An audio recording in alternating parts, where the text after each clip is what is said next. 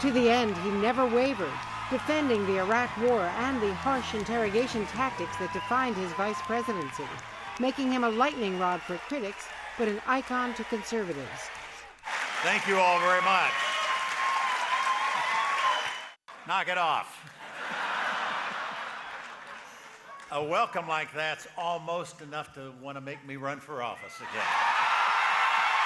Dick Cheney always spoke his mind, justifying interrogation practices later judged to be torture. They were legal, essential, justified, successful, and the right thing to do. In the end, his advice was even rejected by the commander-in-chief when George W. Bush fired Cheney's closest ally, Defense Secretary Donald Rumsfeld.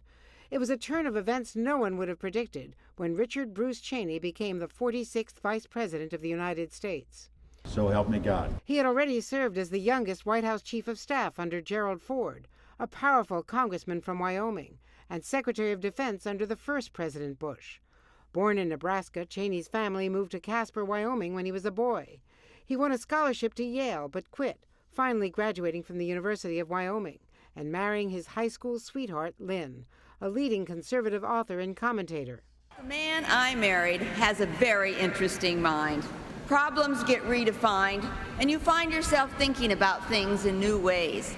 The Cheneys had two daughters, Mary, mother of two, whose same-sex marriage was strongly supported by her parents well before the Supreme Court weighed in, and Liz, mother of five and her father's political heir, elected to Congress from Wyoming just like he was, but incurring the wrath of Donald Trump for standing up against the former president and investigating the January 6th insurrection. In 1989, as the first President Bush's Secretary of Defense, Dick Cheney became known as the cool-handed leader of the first Gulf War against Saddam Hussein. 3 o'clock Thursday morning in the Gulf, the armed forces of the United States began an operation at the direction of the president. During the Clinton years, Cheney made millions as CEO of Halliburton, the Dallas-based oil equipment company, until George W. Bush asked him to lead the search for a running mate in 2000, and Cheney ended up taking the job himself. He quickly became the most visible take-charge vice president in memory, briefing the press, briefing Congress, briefing the president.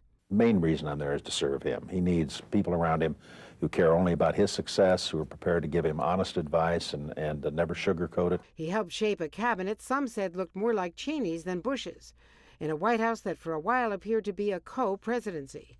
Cheney was the prime mover behind the theory, later proven wrong, that Saddam Hussein had weapons of mass destruction. We know he's been absolutely devoted to trying to acquire nuclear weapons, and we believe he has, in fact, reconstituted nuclear weapons. Contrary to CIA reports, Cheney also linked Saddam to al-Qaeda and 9/11 and predicted Iraq would fall quickly. Things have gotten so bad inside Iraq from the standpoint of the Iraqi people. My belief is we will, in fact, be greeted as liberators. When the violence escalated into civil war, Cheney was blamed. There were political setbacks, an embarrassing quail hunting accident when he shot and wounded a companion. More seriously, the conviction of his closest aide, Scooter Libby, for lying to a grand jury about the outing of a CIA operative. Throughout his public life, Cheney also battled heart disease, suffering his first heart attack in 1978 during his first run for Congress.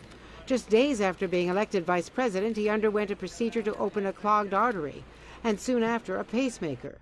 Once out of office, Cheney underwent a successful heart transplant.